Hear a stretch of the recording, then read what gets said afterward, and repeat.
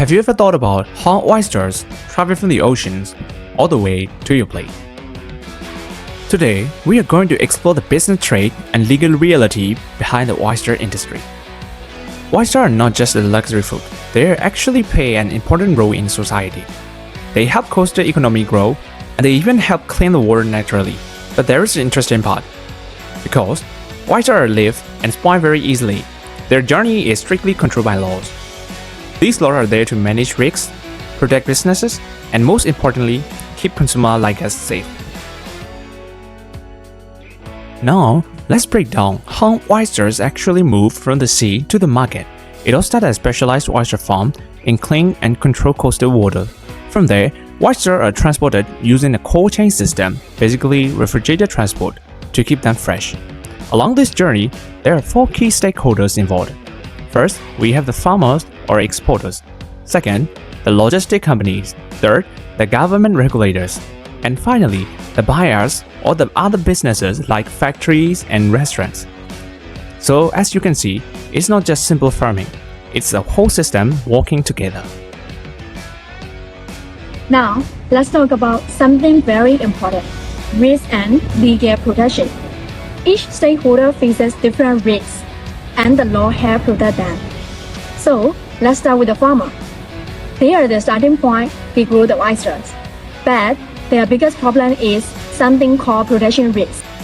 For example, if the water got polluted or the sea break up, they could lose everything. So, how do they protect themselves?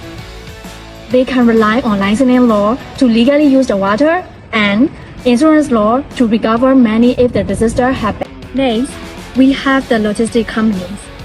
Their job is to keep oysters alive during transport by using refrigeration. But imagine this, what if the fridge breaks? The oysters could die and the company might get sued. This is called operational risk. To protect themselves, they can use contract law, especially a document called a bill of lading, which limit how much money they have to pay back if something goes wrong. Now, let's move on to the next stakeholder, that is government or the regulator. They act like referees by checking that oysters are safe to eat. But sometimes, rules can suddenly change or exports can be stopped. So, that will be a problem for the businesses. This kind of risk is called regulatory risk.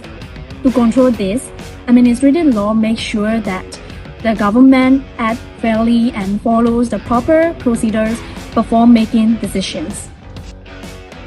Finally, as the last stakeholder, we have business-to-business trade or consumers. They are factories, restaurants, hotels, and retailers. They turn oysters into food like oyster sauce or the dishes. But here's the risk. If the consumers get food poisoning, they can be sued. This is called liability risk. So, they can use tort law, especially like negligence, to take the legal action. If they can prove that the supplier provided them the bad or contaminated oysters. Now, let's look at the different points of view. From the farmer perspective, speed and fairness are very important. If especially take too long at the border, their oyster gets spoiled, and that means huge financial loss. On the other hand, the logistic company perspective is different. They focus on limited liability. They use contract to make sure they are not responsible for problems. They cannot control like delay caused by customs or government inspection. So even though they work together, each stakeholder has different priority. So, what is the key takeaway from all of this? The rule and regulation we mentioned earlier make sure that the oyster meet strict health and safety standards before they reach their market. And then that's why you can enjoy oyster with confidence. But more importantly, the journey of the oyster teaches us something bigger. Trade is not just for buying and selling products. Behind the scenes, they are law working quietly to manage risks, protect business, and ensure fairness for everyone involved. So, the conclusion, the legal system plays a very important in this journey.